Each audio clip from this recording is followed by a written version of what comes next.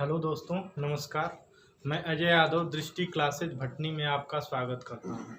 जैसा कि दोस्तों आप लोग इसके पीछे बौद्ध धर्म के बारे में पढ़ चुके हैं, ठीक है। जो हमारी ये नई वीडियो है जैन धर्म के बारे में इसमें पढ़ेंगे। जैन धर्म जो है मुख्य रूप से हम लोग पढ़े हैं महाजनपद काल। महाजनपद काल का जब उदय हुआ था, ठीक है, तो दो यानी एक था बौद्ध धर्म और दूसरा इसमें क्या था, जैन धर्म। इन दोनों धर्मों के उदय ने यानी कि बौद्ध उत्तर वैदिक काल जब समाप्त हो रहा था, ठीक है, तो उस समय हमारे जातियों में धर्मों में अनेक प्रकार की बुराइयां एवं कुरीतियां उत्पन्न हो गई थी, जिसको समाप्त करने के लिए मुख्य रूप से दो धर्म उत्पन्न हुए थे, जिसमें पहला था बौद्ध धर्म और दूसरा था जैन धर्म, ठीक है, जिसमें बौद्ध धर्म के बारे में हम लोग पढ़ चुके हैं। और दूसरा जो हम धर्म पढ़ेंगे वो हमारा होगा जैन धर्म, ठीक है। तो जैन धर्म मुख्य रूप से जैन शब्द जो है संस्कृत के जिन शब्द से बना है, जिसका अर्थ क्या होता है, विजेता, ठीक है, जिसका अर्थ क्या होता है, विजेता। जैन संस्थापकों को क्या कहा गया, तीर्थकर, ठीक है। जैन संस्थापकों को क्या कहा गया, तीर्थकर, जबकि जैन महात्माओं को क्या कहा गया, निर्ग्रंथ, ठीक है। यानी कि जैन शब्द संस्कृत के जिन शब्द से बना है, जिसका अर्थ क्या होता है, विजेता, ठीक है। जैन संस्थापकों को तीर्थकर कहा जाता है और जैन यानी जैन संस्थापकों को क्या कहा गया, तीर्थकर, और जैन महात्माओं को निर्ग्रंथ कहा जाता है। जैन धर्म में मुख्य रूप से कितने तीर्थकर हुए, 24। जैन धर्म में कितने तीर्थकर हुए, 24, जिसमें प्रथम तीर्थकर कौन थे, ऋषभदेव, ठीक है। जैन धर्म की जो स्थापना की यानी कि शुरुआत की या प्रथम तीर्थकर जो हुए थे वो कौन हुए थे, ऋषभदेव। ऋषभदेव का एक और नाम क्या मिलता है, आदिनाथ। और जैन धर्म के जो 24वें तीर्थकर हैं, यानी कि मुख्य रूप से कहें तो जैन धर्म के वास्तविक संस्थापक जो हुए थे, कौन हुए थे, महावीर स्वामी, ठीक है। और महावीर स्वामी के ही बचपन का नाम क्या था, वर्धमान, ठीक है। तो जैन धर्म के प्रथम तीर्थकर का नाम ऋषभदेव एवं अरिष्टनेम, ठीक है। अरिष्टनेम जैन धर्म में मुख्य रूप से कितने तीर्थकर हुए, 24, जिसमें प्रथम तीर्थकर कौन हुए, ऋषभदेव।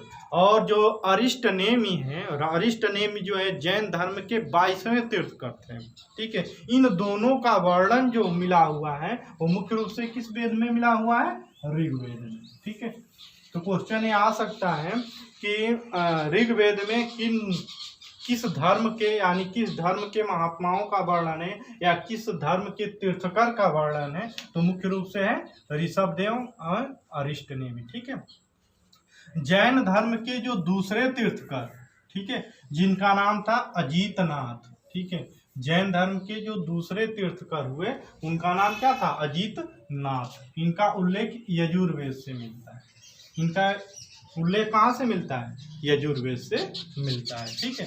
जैन धर्म के वास्तविक संस्थापक जो थे कौन थे, महावीर स्वामी। जैन धर्म के वास्तविक संस्थापक कौन हुए थे, महावीर स्वामी। जैन धर्म के वास्तविक संस्थापक महावीर स्वामी, जो ज्ञातिक कुल के थे, ठीक है। महावीर स्वामी किस कुल के थे, ज्ञातिक कुल के। इसके पीछे जो हम पढ़े बौद्ध धर्म के बारे में, यानी बुद्ध भगवान क्या किस कुल के थे, शाक्य कुल के, ठीक है। महावीर स्वामी के बचपन का नाम क्या था, वर्धमान, ठीक है। महावीर स्वामी के बचपन का नाम क्या था, वर्धमान, ठीक है। उसी तरह से अगर जो हम देखें तो बौद्ध यानी कि बुद्ध भगवान के बचपन का नाम क्या था, सिद्धार्थ, ठीक है। बुद्ध भगवान के बचपन का नाम क्या था, सिद्धार्थ, ठीक है। महावीर स्वामी का जन्म, ठीक है, महावीर स्वामी का जन्म 540 ईसा पूर्व, ठीक है। इसमें कंफ्यूजन है, महावीर स्वामी का जन्म जो एनसीईआरटी बोर्ड है, ठीक है, वो मानती है 599 ईसा पूर्व, ठीक है। वैसे तो हर जगह दिया है 540 ईसा पूर्व, लेकिन जो एनसीईआरटी की बुक है, अगर जो आप लोग गूगल पे सर्च भी करेंगे, ठीक है, तो मिलेगा यही 599 ईसा पूर्व, ठीक है।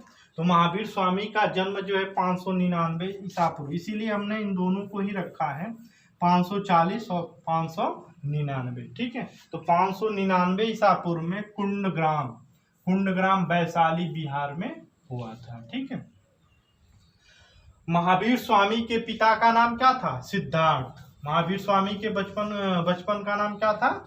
महावीर स्वामी के पिता का नाम क्या था? सिद्धार्थ। सेम उल्टा, यानी कि गौतम बुद्ध के बचपन का नाम क्या था? सिद्धार्थ।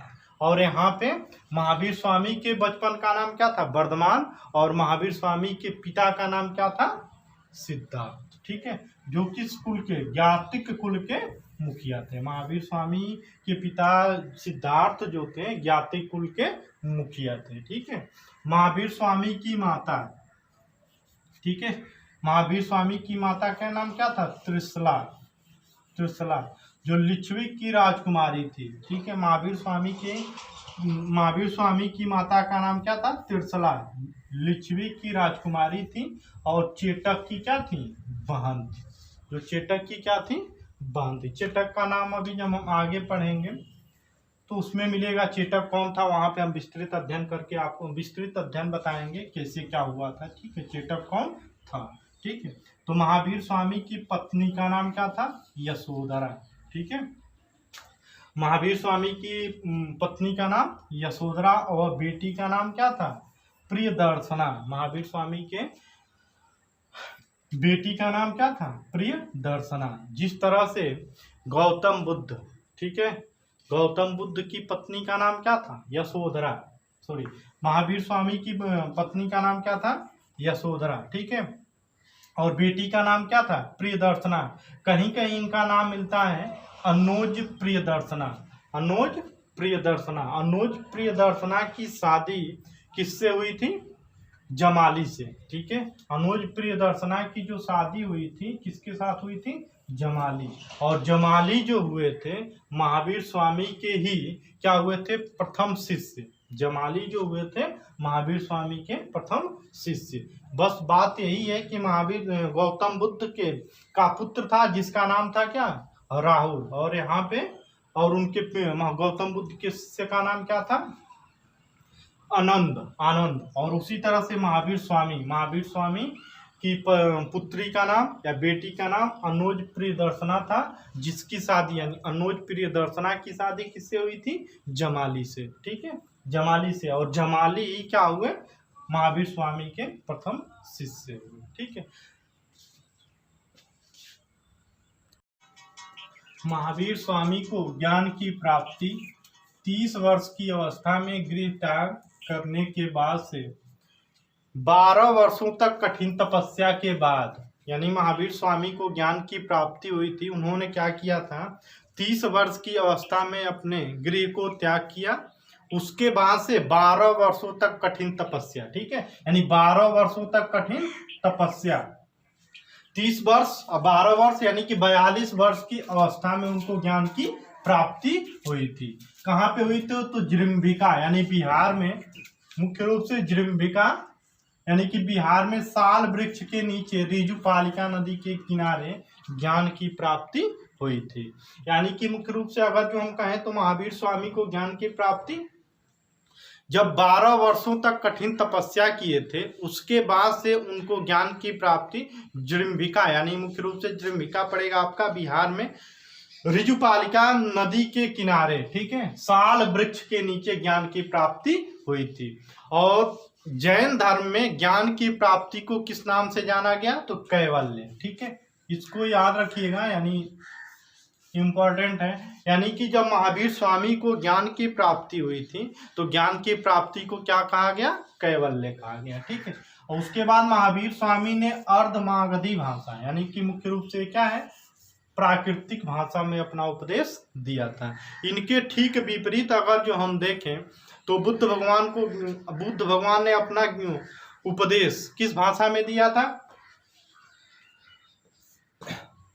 पाली भाषा में। मुख्य रूप से किस भाषा में दिया था? तो पाली भाषा में। ठीक है, बौद्ध धर्म और जैन धर्म दोनों एक दूसरे के समतुल्य ही हैं, क्योंकि जब 16 महाजनपद का जन्म हुआ था, यानी कि उत्तर वैदिक काल समाप्त हो रहा था। उसके बाद से 4 वर्ण विभाग बन गए थे। चारों वर्णों में काफी आपस में मतभेद हो गया था। उन सारे मतभेदों को समाप्त करने के लिए मुख्य रूप से 2 धर्म उत्पन्न हुए, जिसमें पहला था हमारा बौद्ध धर्म और दूसरा था जैन धर्म। ठीक है, इन दोनों में से मुख्य रूप से अगर जो देखें तो बौद्ध धर्म में भगवान बुद्ध ने अपना उपदेश दिया, यानी कि लोगों को ये चीज़ समझाने के लिए प्रयास किया कि क्या चीज़ें अच्छी हैं और क्या चीज़ें बुरी हुई होती हैं। ठीक है, इसके बारे में उन्होंने समझाया था। ठीक है, इसके बाद से जो महावीर स्वामी यानी जैन धर्म में, मुख्य रूप से जैन धर्म में 24 तीर्थकर हुए। ठीक है, 24 तीर्थकर में जो सबसे अधिक महत्वपूर्ण हुए वो कौन हुए? वो महावीर स्वामी। ठीक है, तो महावीर स्वामी को जब ज्ञान की प्राप्ति हुई तो क्या कहा गया? कैवल्य। लेकिन जब बुद्ध को ज्ञान की प्राप्ति हुई तो क्या कहा गया? निर्वाण। ठीक है, उसके बाद से महावीर ने अपना उपदेश अर्धमागधी भाषा यानी प्राकृतिक भाषा में दिया था। ठीक, महावीर स्वामी की जो मृत्यु, महावीर स्वामी की मृत्यु 72 वर्ष की अवस्था में 527, ठीक है, 72 वर्ष की अवस्था में 527 ईसा पूर्व में हुई थी। अब देखिए यहाँ पे क्या होता है, महावीर स्वामी को जो जन्म हुआ है, जन्म भी कुछ मतभेद है।